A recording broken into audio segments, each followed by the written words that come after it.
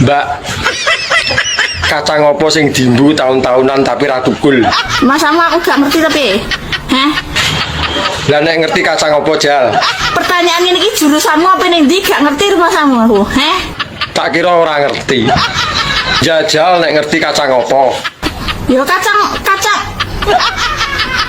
mateng toh.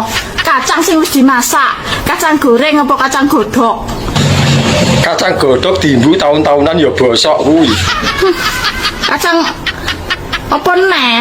Cuk. Lah jarine mau ngerti. Cuk. Apa? Lah nek ngerti yo ndang to.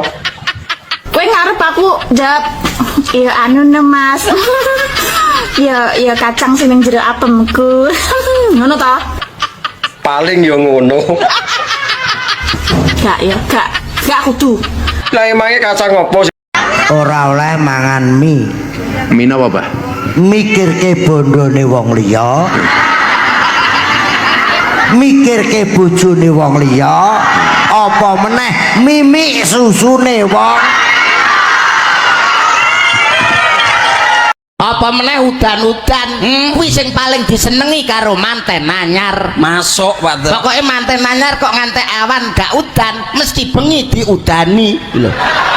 Maksudnya ngene lho, Pak. Maksud- Konotasimu ki aja sok ngomong ngono. Kuwi mriyek negatif. Sing negatif iki utekmu. Lah kok ngomong dingonokne priyo? Diudani iki maksude jawah lho, jawah. Jawah, kuwi lho jawah iki apa lho kowe.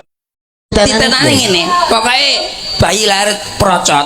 Ketoke telung sasi utawa setahun ngono wis ketok setahun. Oh iso dolanan. Iya, kuwi dolanan apa? Didelok dolanan bal. Kuwi bocah ki mesti bal-balan. Pemain sepak bola Gedene. Oh, iso gedene iso dadi pemain bola. Ya, terus bocah cilik Umpama cekelane pulpen. pulpen ki mesti ndak-ndake yo.